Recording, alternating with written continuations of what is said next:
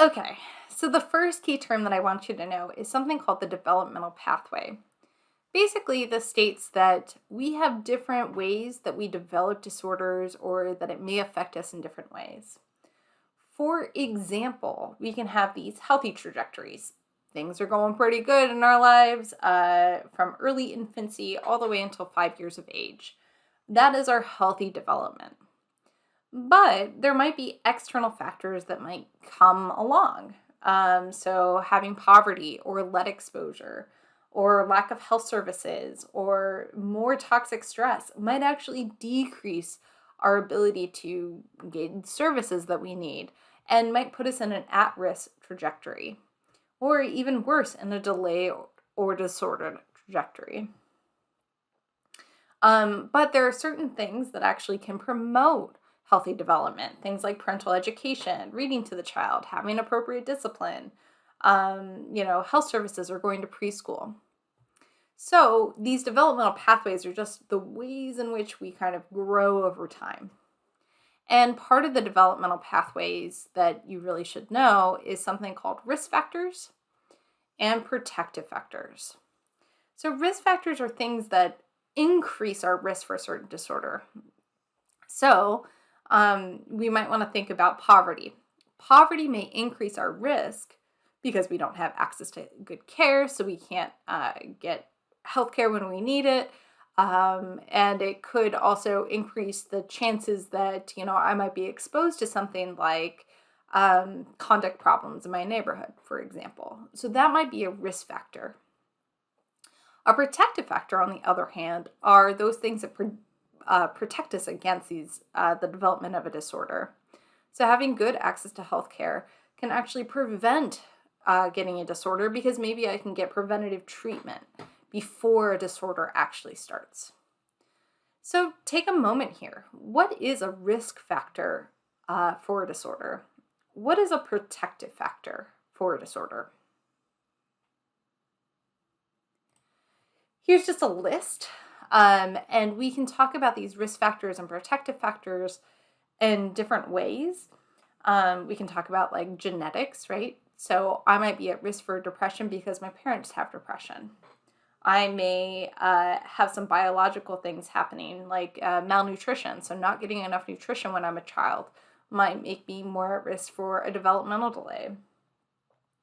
Things like parental divorce or, seeing those deviant peers.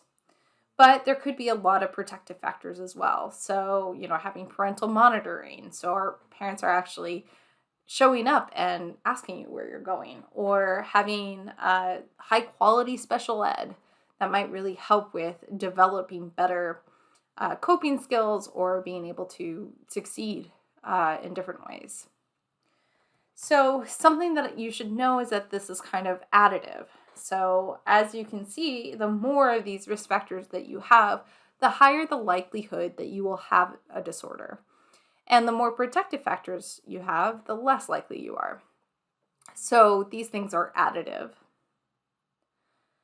Another thing to note is that even something like trauma, not all children who experience trauma will get PTSD, but trauma is a risk factor for PTSD.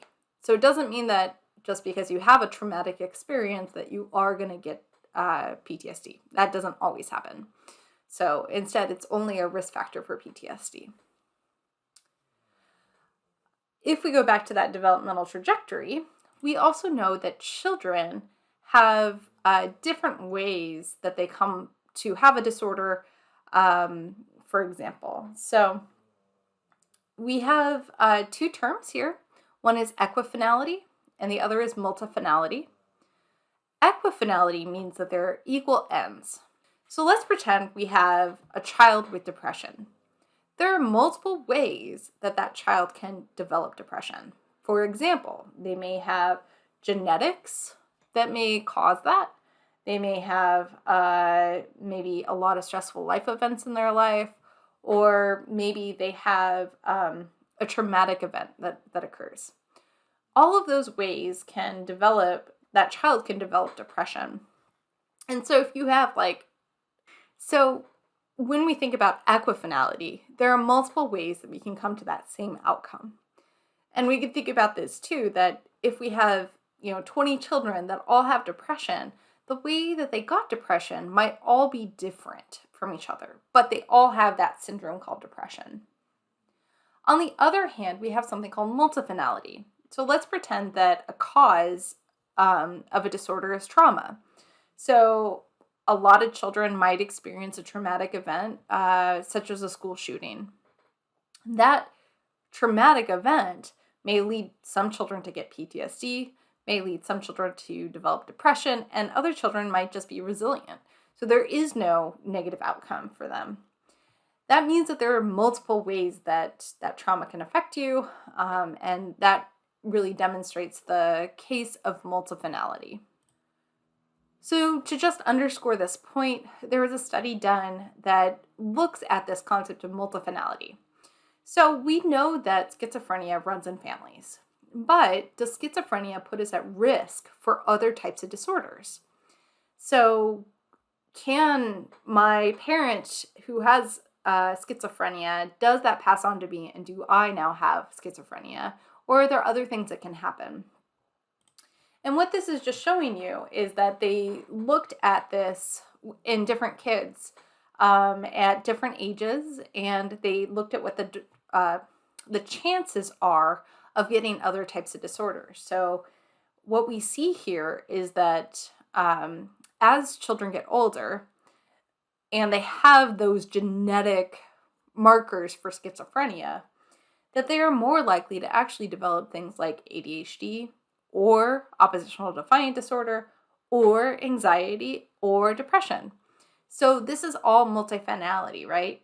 Even though all these children have the risk for having schizophrenia, they all might go in different directions. They have those multiple ends.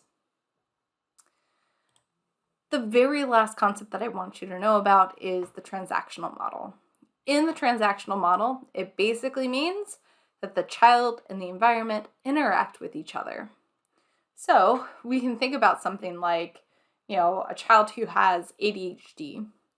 They're going to interact with their environment in certain ways. So they may interact with their parent in very particular ways. And that parent at time one may have harsh parenting techniques, which might increase the amount of negative behaviors of that child. And the more harsh parenting techniques that parent shows, the more negative behaviors. So it goes back and forth and back and forth. So I think it's a transactional model just basically says that there's all these interactions at all these different time points. And that, again, disorders are multifaceted.